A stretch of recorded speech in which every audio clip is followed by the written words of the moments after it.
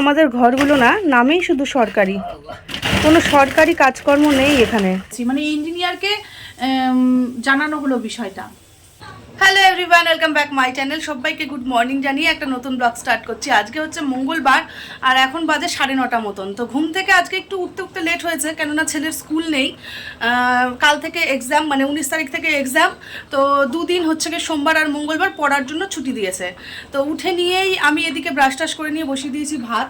সেদ্ধই ভাত বসানো হয়েছে, আলু টমেটো সেদ্ধ। আর হচ্ছে পীযূষ সবে মাত্র নিয়ে এসছে মাছ। মানে ও গেছিলো বাজারে, বলছে আমি তুমি সেদ্ধ ভাতটা বসাও, আমি ততক্ষণে মাছটা যা পারি নিয়ে আসি। তো মাছ নিয়ে এসছে, আর ওই যে ওইদিকে সবজি টবজিগুলো সব রয়েছে, খোলাই হয়নি। তো এইদিকে কি হয়েছে বলো তো, এইদিকে হচ্ছে গিয়ে পীযূষ বলছে যে আমি স্নানের আগে একটুখানি ব্যালকানিটা পরিষ্কার করে নিই। ওই যে সেদিন দেখালাম না, ইগুলো পড়েছে, ছাদ ভেঙে পড়েছে ওপর থেকে। তো আমরা ব্যালকানিতে পরশুদিন রাতে পড়েছে, কালকে সারাদিন ব্যালকানিতে যাইনি বলা চলে, কেননা একটু ভয়ে ভয়েই আছি। একটু আবার যদি ভাঙে, মানে কাজ তো এখনও ছাদে হচ্ছে, একটু বাড়ি পড়লেই সব যেগুলা পরের দিকে মানে ছাদে কি বলবো প্লাস্টার করা হয়েছিল পরের দিকে, সেইগুলো না খসে খসে পড়ে যাচ্ছে। তো ওই ভয়ে নিয়ে আমরা আর ছাদে যাইনি। তো পীযূষ বলছে ওটাই পরিষ্কার করব। তো চলো যাই, একটু দেখাই। এক একটা ওয়েট দেখছো, এক একটা সত্যি সত্যি যদি মাথায় পড়তো কি অবস্থা হতো। মানে আমরা ব্যালকানিতে মাঝে মাঝে এই যে এখানে এসে দাঁড়িয়ে থাকি, আর এই যে আমাদের কাপড় দেওয়ার রশি তো তোমরা দেখেইছো যে আমি এখানে কাপড় মেলি। তাহলে ভাবো এই রশিটা ছিঁড়েও গেছে, এখানে একটা রশি ছিল, বাপরে কত ভারী ভারী ওয়েট। আমরা ব্যালকানিতে ভয়ে কাল থেকে আসিনি, ছেলে তো ছুটি আছে, আমি ব্যালকানিতে আসতেই দেইনি। ভাবো আমাদের ঘরগুলো না নামেই শুধু সরকারি, কোনো সরকারি কাজকর্ম নেই এখানে।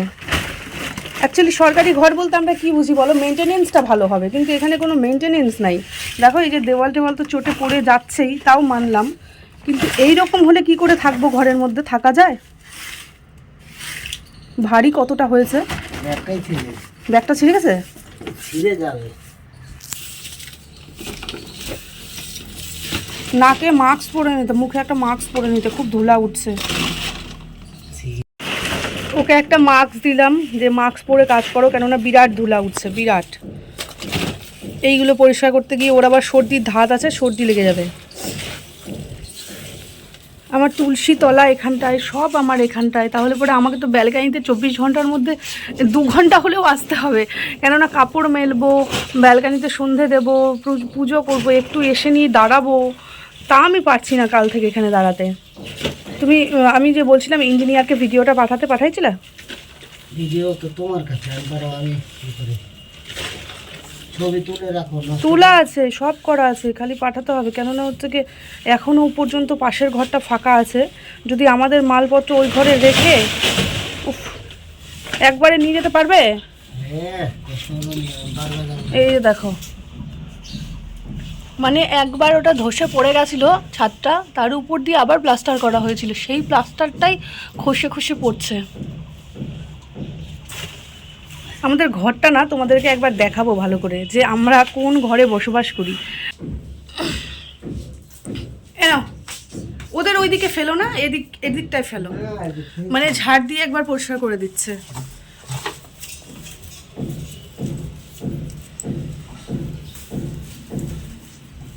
উফ, প্রচণ্ড ধুলা, আমি এখানে থাকতে পারবো না। আমি জানলাটা খুলে দাও পীযূষ, জানলাটা খুলে দাও, চলো। তো কি বলতো, আমরা সরকারি ঘর বলতে বুঝি যে আমরা রেন্ট দিয়ে যখন থাকবো, তাহলে পরে আমাদের ঘরটা ভালো করে মেরামত করা হবে। তো বছরে একবারও কোনো মেরামত তো নেই, বলার পরে হয়তো করবে, একটু টাইম নেবে। তো ওই যে কালকে বলেছিলাম না, জানলা দরজাগুলোও আমাদের ভালো না, জানলা দরজাগুলোও আটকায় না, জানো। এই যে রান্নাঘরের জানলাটাই দেখে প্রমাণ করো, এই যে দেখো এদিক দিয়ে আমাদের কাঠবেড়ালি ঢোকে, ছুঁচো ঢোকে, তবু কিছু করতে পারি না। এর আগে আমি ছুঁচোর কামড় খেয়েছিলাম, পায়ে খামচি খেয়েছিলাম, ইঞ্জেকশন নিলাম, অনেক কিছু হয়ে গেল। ঘরগুলোর মধ্যে কোনো মানে থাকতে ইচ্ছে করে না। তো পীযূষকে বলেছিলাম যে আমাদের বিল্ডিংটা চেঞ্জ করি, কিন্তু কি বলো তো, শুরুয়াত থেকে আমি এই 10 বছর থেকে এই ঘরটায় আছি, তো আমার একটা অ্যাটাচমেন্ট হয়ে গেছে, মানে এটা নিজের বাড়ি বলতে পারো। তো এই ঘরটা ছেড়ে যাওয়ার কথা আমি ভাবি না, চট করে ভাবি না, কিন্তু খুব অগত্যা যখন পড়ে যাব যে থাকতে পারছি না, এরকম হলে পরে তো থাকা যায় না। তো তখন ভাবতে হবে অন্য কিছু ব্যবস্থা। আর ওই যে পাশের ঘরটা ফাঁকা রয়েছে, তো পাশের ঘরটার মধ্যে চাইলে পরে আমাদের সব জিনিসপত্র শিফট করে দিয়ে এই ঘরটাতে কাজ করাতে পারে ওরা, কিন্তু করাবে কি না সেটাও হচ্ছে কথা, ওদের ইচ্ছা, সরকারের ইচ্ছা সব কিছু। আমি দেখাবো আমাদের ঘরটা, মানে ঘরের ট্যুর তো দেওয়া হয়নি, রুম ট্যুর তো তোমাদেরকে দেইনি, আজকে আমি একটা রুম ট্যুর দিয়ে দেবো। হ্যাঁ, নর্মাল মানে সামান্য কিছু জিনিস দেখাবো যে আমাদের রুমটার অবস্থা কেমন, আমরা কোন ঘরে থাকি, সেই জিনিসটা আমি দেখাবো। তো পিজুষ পরিষ্কার করে ফেলেছে, এদিকে আমার ভাতও হয়ে গেছে, ভাতটা আমি নামিয়ে নিই। আমাদের সকালের ব্রেকফাস্ট হচ্ছে এখন। সকালের ব্রেকফাস্টে কি কি আছে বলো তো? আছে হচ্ছে গিয়ে আলু সেদ্ধ, হ্যাঁ শসা আছে, একটু লবণ, পেঁয়াজ আর এই মাছ ভাজার ভাত। মাছ ভাজা ভাত, আর এই যে এখানটা হচ্ছে গিয়ে টমেটো সেদ্ধ, সেটাকে পেঁয়াজ আর শুকনো লঙ্কা ভেজে আমি মাখলাম। এটা দিয়ে গরম ভাত খেতে কিন্তু ভীষণ ভালো লাগে। আর আলু সেদ্ধ ওটা তো আছেই। তো এখন পিজুষ অফিসে যাবে, ওই জন্য তাড়াহুড়ো করে খাচ্ছে। সকালের খাবার কিন্তু এটা বেস্ট, তাই না? একটু ঘি নিলে পারতা, ঘি নিবা? তাহলে ঘি দিই, দাঁড়াও। আমাদের রায়গঞ্জ থেকে ঘি আনছিল পিজুষ একটুখানি, একটু। আমি তো বাড়িতেই তৈরি করি, কেনা ঘি খুব একটা খাই না। তো এই যে 100 গ্রামের শিশি নিয়ে আসছিল। তুমি কি খুঁজছো আবার? উমা, লঙ্কা পড়ে গেছে, ওটা খাই, ওটা। এদের বাপ বেটা দুইজনে মিলে কি শুরু করছে। পিজুষ ঘি খুব একটা পছন্দ করে না। তোমাকে দেবো বাবাই? আমার ছেলে তো ঘি খাই না।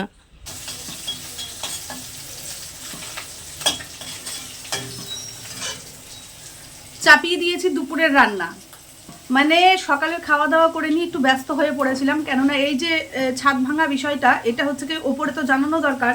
তো ওপরে হচ্ছে কি আমি জানালাম কেমন করে বলছি, আমি গেলাম হাউজিংয়ের যে মেনটেনেন্সের দায়িত্বে রয়েছে তার কাছে গেলাম, সেই দাদাটার কাছে। তো দাদাটার কাছে গিয়ে আমি হচ্ছে কি ইঞ্জিনিয়ারের নাম্বারটা নিয়ে এসে তাকে হোয়াটসঅ্যাপ করে পাঠানোর পর তার সঙ্গে ফোনে কথাও বলেছি, মানে ইঞ্জিনিয়ারকে জানানো হলো বিষয়টা।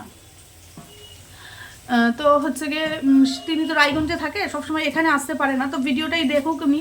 তো দেখার পর কথা হলো যে আমি বললাম যে আমার এই যে ঘরের অবস্থা, এই ঘরটার প্রতি আমার যে অ্যাটাচমেন্ট আছে, আমি তো অন্য বিল্ডিং চেঞ্জও করতে পারবো না, মানে ইচ্ছাও করে না।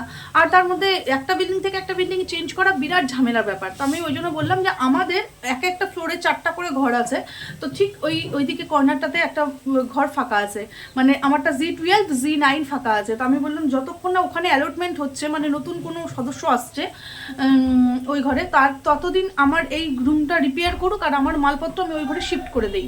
তো হ্যাঁ, রাজি হলেন উনি। 20 তারিখ থেকে লোক আসবে বললো, মানে এই পুরা কাজকর্ম করানো রাজমিস্ত্রি আসবে। হ্যাঁ, তো 20 তারিখ, আজকে হচ্ছে কি 18 তারিখ, মানে পরশুদিন আসবে। তো পরশুদিন আসার সময় উনি নাকি ইঞ্জিনিয়ার নিজেও আসবে, ঘরটা দেখবে। তো আমি বললাম যে না, আমি এত সমস্যা নিয়ে তো থাকবো না ভাই, আমাকে বিনা পয়সায় রাখছো না তুমি। সরকারি ঘরের মতন এই ঘরটা সব থেকে পুরাতন, বুঝছেন? তার জন্য এত ঝামেলা হচ্ছে। তো আমি বললাম না, কখন মাথার মধ্যে ঢুপঢাপ করে পড়ে, ছাদে আজকেও কাজ হচ্ছে। তো ওই জন্য বললো যে না, আমি কাল পরশুর মধ্যে আসবো, এসে নিয়ে আমি বিল্ডিংটা, মানে আপনাদের ঘরটা দেখবো, দেখে নিয়ে তারপরে যা মেরামত করার করে দেবো। তো আমাদের এর আগেই মাপঝোপ করে নিয়ে গেছে, এই জানলাটা চেঞ্জ হবে, মানে এই রান্নাঘরের জানলাটা চেঞ্জ হবে, মেইন দরজাটা চেঞ্জ হবে। তো যদি সব কিছু চেঞ্জ হয় তাহলে পরে আমার জিনিসপত্র আমি ওই ঘরে ঢুকিয়ে দিয়ে ছেলের পরীক্ষা শেষ হলে আমি চলে যাবো বাপের বাড়ি বা শ্বশুর বাড়ি, ওখানে গিয়ে থাকবো। রান্না তো ওই থাকবো, এটাই কথা হলো। দেখি কি হয়, মানে ব্যবস্থা কি নেবে। জীবন মরণের ব্যাপার হয়ে যাচ্ছে, কেননা একটু রিস্কেই আছি বলতে পারো, কেননা ওপরে ভারী কাজকর্ম হচ্ছে, আবার যদি কিছুতে কিছু করে। রান্নাঘর থেকে ওই যে বললাম না, একদিন এখান থেকে রান্না করছি, আর এই যে এখান থেকে ভেঙে পড়েছে, বহুদিন আগে বলছিলাম ওটা। তো ওই আর কি। তো আমার ছেলে এখন গেছে হচ্ছে কি বাথরুমে, ওকে স্নান করাতে হবে, কাল থেকে পরীক্ষা, এখনও পড়তে বসাতে পারিনি। তারপরে জল গরমে বসিয়েছি, একবারে স্নানটাও করিয়ে দেবো। ভাত টাত হয়ে গেছে, মাছ নিয়ে এসেছিলো, মাছের তরকারি করেছি। কি রে হলো? তোমাদের রুম ট্যুর দেবো বলেছিলাম না, রুম ট্যুর আর আজকে দেবো না, কেন বলো? রুম ট্যুরেরই একটা অন্য ভিডিও আমি করব। তো একসঙ্গে এত করবো না, কেননা আমরা কোন রুমটাতে আছি আমার ব্যাকগ্রাউন্ড দেখলেই বুঝতে পারো তোমরা যে আমার রুমের অবস্থাটা কি। তো ওই জন্য অন্য ওটা সময় লাগবে একটু। তো এখনকার মতন আমি বেশি মানে কোনো কাজকর্মই হয়নি, দেখো সব অগোছালো পড়ে রয়েছে। ছেলেকে স্নানটা করাই, কেননা গরম জলটা ঠান্ডা হয়ে যাবে, তারপরে পিটুস আসুক।